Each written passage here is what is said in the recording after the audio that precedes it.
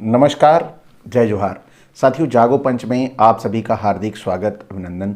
साथियों, जागो पंच आपके लिए बड़ी बेहतरीन वीडियो प्रस्तुत करता है जिसमें आपको पौराणिक ग्रंथों में, उपनिषदों में, वेदों में जो कहानियाँ लिखी गई हैं उन कहानियों के बारे में एक सही विश्लेषण प्रस्तुत करता है, या फिर यूँ कहिए अनेकों लेखकों के विचार जो हमारे समाज के देवी देवताओं के ऊपर हैं। जैसे आप समझ सकते हैं, जान सकते हैं कि हमारे समाज में कृष्ण को अवतार माना गया है विष्णु का, और कृष्ण का जो प्रभाव हमारे समाज में है वह आपसे छिपा नहीं है। जो कृष्ण जो ज़्यादा से ज़्यादा यादव, अहीर, गोप, ग्वाल जो कहते हैं कि हम उनके वंशज हैं, ये अपने आप में एक बड़ी बेमिसाल बात है, क्योंकि भगवान का वंशज होना ये अपने आप में बड़े गर्व का विषय है। लेकिन आपको मैं एक चीज़ बताता हूँ आज इस वीडियो में, जो आप सोचेंगे कि वास्तव में क्या ये हमारे अवतार ऐसे थे। लेकिन ये लेखक हैं और लेखकों के अपने विचार समाज में हमेशा अलग अलग रहे हैं। मतलब जितने भी लेखक हुए हैं सबने अपने अपने एंगल से सोचा है। तो आज मैं एक ऐसे व्यक्तित्व के पुस्तक आर्यों का नैतिक पोल प्रकाश के विषय में आपको बताता हूं कि उन्होंने जिस पूरे मतलब यूं समझिए एक जाति विशेष के लोगों ने यह कह दिया कि हम इनके वंशज हैं, यानी यादव। और यादव ही नहीं, अनेकों ऐसे भारत में जातियां हैं जो कृष्ण को अपने आराध्य देव के रूप में मानती हैं, और कुछ लोग उन्हें भगवान का अवतार मानते हैं। तो इस बारे में असली सच्चाई क्या है यह गर्त में है, लेकिन जो पेरियार ललई सिंह यादव के कृष्ण हैं वो कैसे हैं ये इस पुस्तक आज के वीडियो में पता चलेगा, इस पुस्तक के जरिए। तो साथियों, मैं लेके चलता हूं उन अंशों पर जहां पर उन्होंने बताया है कि वास्तव में कृष्ण क्या थे। तो कृष्ण के विषय में एक तो ऋग्वेद कालीन कृष्ण स्पष्ट अनार्य है। द्वितीय कृष्ण जिन्हें वासुदेव पुत्र और नंद पुत्र दोनों ही कहा जाता है, इनका भी संपूर्ण रहन सहन आर्यों से मेल खाता है। इनकी अनार्यता की सबसे बड़ी गवाही है इंद्र पूजा बंद करवा देना, और इन्होंने स्वार्थवश अपने आप को अनार्य और आर्य दोनों संस्कृतियों का विनाश करके एवं करा के सफल नेता बनने की जो असफल कोशिश की है, उसी का नतीजा है दीनहीन दुर्बल भारत यूरेशियन विदेशियों का गुलाम बना। अब भी अनेक मामलों में मोह गुलाम है। कहा जाता है कि कृष्ण ने गोवर्धन पर्वत को अपनी एक उंगली पर उठा लिया। गलत है। वास्तविकता यह है कि गोवर्धन पर्वत की समीपी जनता ने कृष्ण को अपना नेता मान लिया, बस इससे अधिक कुछ नहीं। पहाड़ों में स्वतः मनुष्यों व पशुओं के खाने योग्य कंदराएं होती हैं, उन्हें ही अतिवृष्टि के समय उपयोग में लाया जाता है, ऐसा उन्होंने अपनी पुस्तक में लिखा है। कृष्ण ने कुब्जा को सीधी सुडौल स्त्री बना दिया, यानी कुब्जा जो टेढ़ी थी, झुक के चलती थी, उसको सीधी बना दिया। और यही नहीं, इन्होंने एक और मतलब उदाहरण दिया है कि इनके अलावा भी कई लोगों ने ऐसा किया है। तो मरहूम जनाब हाकिम अजमल खां साहिब हमदर्द वक्फ दवाखाना दिल्ली ने एक युवा लड़की की न झुकने वाली अर्थात सीधी कमर को क्रियाशील बनाकर कृष्ण का मान मर्दन कर दिखाया। यानी कि उन्होंने भी कर दिया, यानी कि वो भी अवतारिक थे। अगर मान रहे हैं तो इसी तरह सबको माने। इसी तरह कालिया सांप नहीं था, बल्कि नाग जाति का आदिवासी बहुत बड़ा व्यापारी था। उसे यमुना नदी के घाट पर माल लादते उतारते समय गधा जबानी युक्त ग्वालगण समीप ही दूसरा तिंछा अच्छा घाट होते हुए भी जानबूझकर उसी घाट पर भैंसों गायों को पानी पिलाने व अन्य विस्तृत कंदुक क्रीड़ा क्षेत्र होते हुए उसी घाट के समीप गेंद खेलने आदि के बहाने परेशान करते थे। झगड़ालू ग्वालों का नेतृत्व कृष्ण ने किया। कालिया हारा, मथुरा और नगरों का व्यापार इससे नष्ट हुआ। कृष्ण ने पूतना, तृणावर्त, वत्सासुर, बकासुर, वृतासुर, अरिष्टासुर, अघासुर, मुरासुर व भौमासुर आदि राक्षसों दानवों को अर्थात आदि निवासियों को ग्वालों व गांव के नौजवानों के सहयोग से मारा। तो साथियों, आप जानते हैं कि जितने असुर थे या जितने जिनको राक्षस कहा गया, राक्षस का ग्रंथों में भी लिखा गया है कि जो रक्षा करने वाला है वही राक्षस कहा गया, और उन राक्षस जो रक्षा करने वाले थे उन लोगों को मार दिया गया।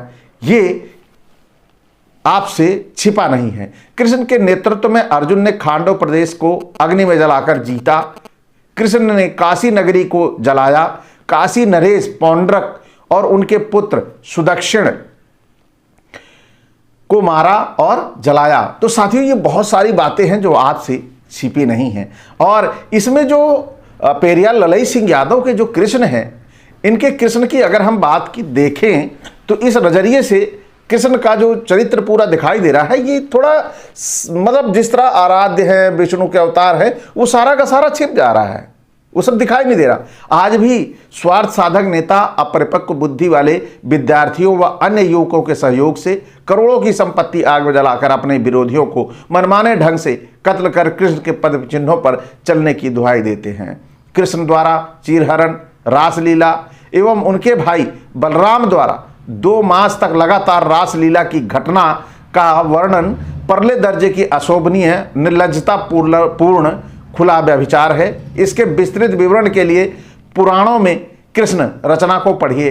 ये तो पुराणों में कृष्ण रचना जो है मैं वो ढूंढूंगा और आप तक पहुंचाऊंगा, जो यहाँ पे रेफरेंस दिया गया है। कहते हैं भगोड़े कृष्ण के लिए देवताओं ने एक रात में द्वारिकापुरी बनाई। गलत है। वास्तविकता यह है कि मगध नरेश जरासंध ने अपने प्रधान सेनापति काल यवन के नेतृत्व में 23 अक्षौणी सेना सहित कृष्ण पर कंस की मृत्यु के पश्चात तुरंत चढ़ाई कर दी।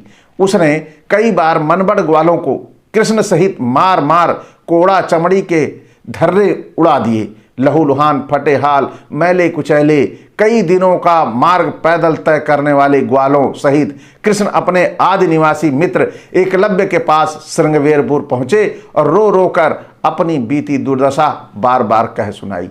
तरस खाकर दानवीर एकलव्य ने कहा, मैं तुम्हें यहाँ श्रृंगवेरपुर में शरण देने में असमर्थ हूँ, क्योंकि मगध के मुकाबले मेरी शक्ति कम है। इसलिए मैंने जो अपने लिए विशेष राजमहल के रूप में द्वारिकापुरी बनवाई है, आपको दान करता हूँ।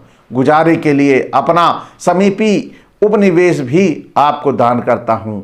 अब आप वहीं अस्थायी निवास करें। इस प्रकार भगोड़े कृष्ण द्वारिकाधीश कहलाए।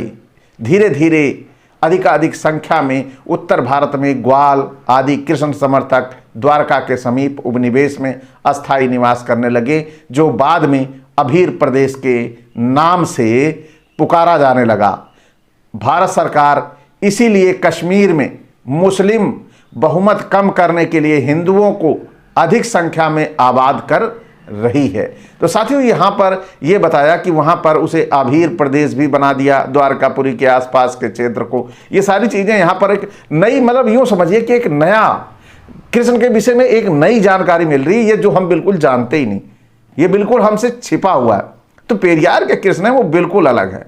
कृष्ण द्वारा द्रौपदी की साड़ी बढ़ाए जाने की घटना झूठ है। वास्तविकता यह है कि द्रौपदी मासिक धर्म से होने के कारण साड़ी के नीचे सहित मजबूत लंगोटी बांधी थी तथा इसी कारण विशेष तौर पर साड़ी में सुदृढ़ गांठ लगा रखी थी या शीघ्र न खुलने वाली लपेटवा ढंग की साड़ी पहने थी। दुशासन रनिवास से द्रौपदी के हाथ को साड़ी सहित एक ही हाथ से पकड़कर तेज चाल से दुर्योधन के सामने खींचता हुआ लाया था। उसने अपने बाहुबाल के घमंड में ज्यों ही द्रौपदी को नग्न करने के लिए अबला समझकर साड़ी खींची, द्रौपदी अर्धनग्न हो गई थी। तो अर्धनग्न का मतलब है कमर के ऊपर का हिस्सा शरीर जो है और आधी जांघ साड़ी रहित हो गई। द्रौपदी चिल्लाई, बचाओ बचाओ, मेरी लाज बचाओ। इस करुण पुकार से समीप बैठे सभी लोगों के दिल दहल गए। विकर्ण, जो दुशासन का छोटा भाई था, अति शीघ्र खड़ा हुआ, गदा युक्त दाहिने हाथ को ऊपर उठाकर पैतरा बदलते हुए भूखे शेर की भांति गरजते हुए बोला, रे दुशासन, खबरदार, गदा की ओर देख। अब अगर तूने साड़ी खींची तो तेरी खोपड़ी चूर चूर कर दूंगा। ये बताइए दुशासन के भाई ने कहा। विकर्ण महान विद्वान धृतराष्ट्र जन्मांध होते हुए भी विकर्ण की बातचीत के ढंग से तुरंत ही समझ गए कि विकर्ण गदा ताने पैतरा बदले खड़ा है। जिद्दी बलिष्ठ विकर्ण जरूर दुशासन की खोपड़ी चूर चूर कर देगा, फिर गृह युद्ध द्वारा मेरे पुत्रों का सर्वनाश हो जाएगा। धृतराष्ट्र बोले, शाबाश बेटा विकर्ण, सपूत हो तो ऐसा ही हो, वीर हो तो ऐसा हो। दुशासन साड़ी छोड़ दे। दुर्योधन जुआ द्वारा जीती सभी वस्तुएं चिरंजीवी युधिष्ठिर को वापस कर दे। साथियों, बड़ी ये बातें बिल्कुल हम लोगों को कभी सुनाई नहीं थी। ये अपने आप में एक नई कहानी सामने आ रही है। लोग अपने हिसाब से जैसे गढ़ते हैं उन कहानियों को सभी नए तरीके से कह सकते हैं, या करिए ये नया तरीका हम लोगों के सामने आ रहा है। इतना सुनते ही दुशासन ने साड़ी छोड़ दी, दुर्योधन ने जुआ में जीती हुई सभी वस्तुएं युधिष्ठिर को वापस कर दी। बात सीधी सीधी सिर्फ इतनी थी। कृष्ण के कान में इस घटना की भनक तक नहीं पहुंची। वे अंदाजन 1000 मील दूर रुक्मणी विलास राजमहल द्वारिकापुरी में आनंद विभोर थे। साथियों, ये जो कहानी आप सुन रहे हैं ये पेरियार ललई सिंह यादव की लिखी पुस्तक आर्यों का नैतिक पोल प्रकाश से है। साथियों, आपने कृष्ण के बारे में बहुत सारी कहानियां सुनी होंगी, महाभारत है, इसके अलावा अन्य बहुत सारी पुस्तकें कृष्ण के ऊपर लिखी हैं महिमा मंडल में। लेकिन पेरियार ललई सिंह यादव के कृष्ण बिल्कुल डिफरेंट दिखाई देते हैं। हम वहां पर अलौकिक रचना, उनकी प्रशंसा में कहानियां देख रहे हैं, लेकिन कृष्ण की कमियों की कहानियां पेरियार ललई सिंह यादव ने प्रस्तुत की हैं, जो अपने आप में एक बड़ा साहसपूर्ण और बड़ा ही मतलब यूं कहे कि जिगरे वाला व्यक्ति ही कर सकता है, और किसी में ये क्षमता नहीं है कि किसी एक आराध्य को, किसी एक अवतारिक पुरुष को इस तरह से रिप्रेजेंट कर देना।